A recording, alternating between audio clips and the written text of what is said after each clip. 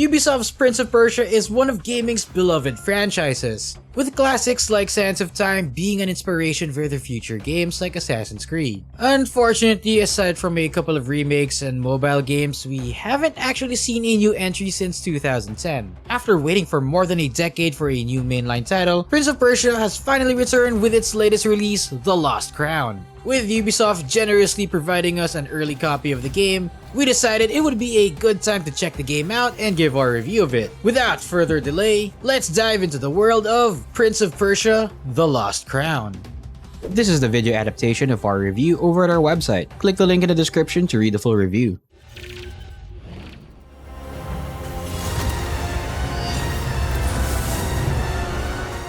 The story centers around Sargon, the youngest member of a mercenary group known as the Immortals. Endowed with special abilities, Sargon embarks on an epic quest to rescue Prince Ghassan, the Prince's throne's heir, in Mount Quath, a once wondrous place now cursed and hostile. For the first time in the series, the titular Prince of Persia takes a backseat in the story and instead follows Sargon, who, as we mentioned, is the youngest of a group of elite warriors called the Immortals. It's a completely new tale that isn't connected to any of the previous games. Although the story and characters aren't as compelling nor interesting as the Sands of Time trilogy, it does a decent job of keeping you in the dark about certain characters' goals and the mystery behind Mount Quath. Although you could tell this story wasn't the focus of the game. In true Prince of Persia fashion, the game still delves into the magical and mythological lore that we've come to expect from the franchise.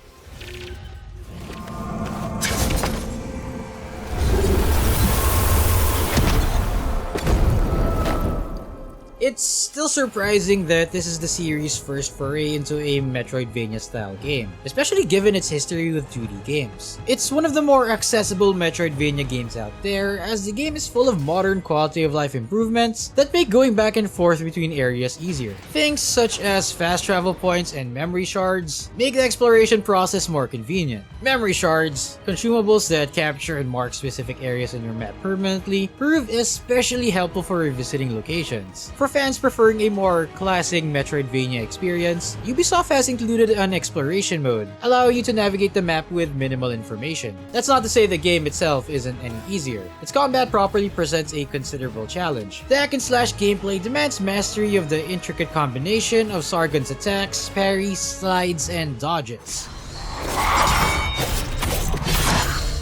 Successfully mastering these elements can be highly rewarding, but it can also be a bit of a double-edged sword as the enemies are rather punishing if you aren't fully paying attention. The true gems, though, are the skills featured in the game. Anthrasurgus, the gauge that grants you unique powers when filled, empowers you to unleash potent moves that deal substantial damage to nearby enemies. It's worth noting that the controls may feel a bit awkward on occasion, particularly the parry system. At times, using it can seem like a gamble given its occasionally imprecise timing and occasional lack of responsiveness to input. At times, it feels more like a major gamble than a reliable mechanic due to the imprecise timing and sporadic unresponsiveness to input. Even still, while the rewards for skillful gameplay are evident, the game avoids becoming a mindless button masher as enemies can easily capitalize on your mistakes, especially bosses.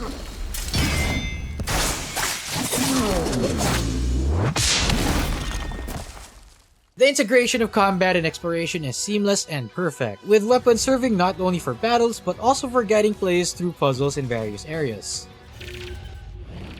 While the graphical quality of the game's characters and enemy models is nothing to write home about, the game makes up for it through its amazing art direction. The visual cues during gameplay are particularly striking, and the art design of the character is truly impressive. Whether experiencing the war-torn battle of the initial area, permeated with a stench of blood, or navigating the ancient royal roads seemingly frozen in time, it's evident that Ubisoft aimed to create an immersive experience, ensuring that players feel as though they've transported to an ancient mythical setting.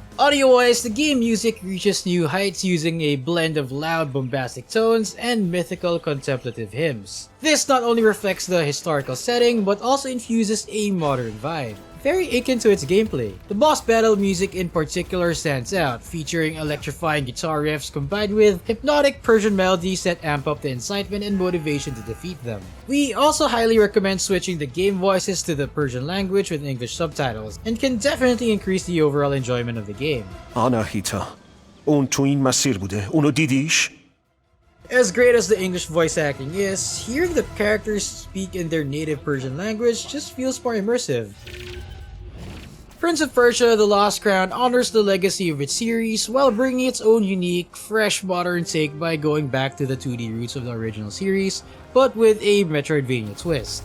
Although the story isn't as engaging as the previous games, it more than makes up for it with its focus on rewarding exploration, challenging boss battles, and brilliant combat. All this is further enhanced by its amazing set pieces inspired heavily by Persian history and mythology. We're giving Prince of Persia: The Lost Crown an 8.2 out of 10, as it's a worthwhile experience for anyone seeking a fun and rewarding challenge, and it's a proper welcome back after a long hiatus from the Prince of Persia series. But what about you? Any lost franchises you want to come back to? Let us know in the comments below. Till then, this has been GameMate signing off.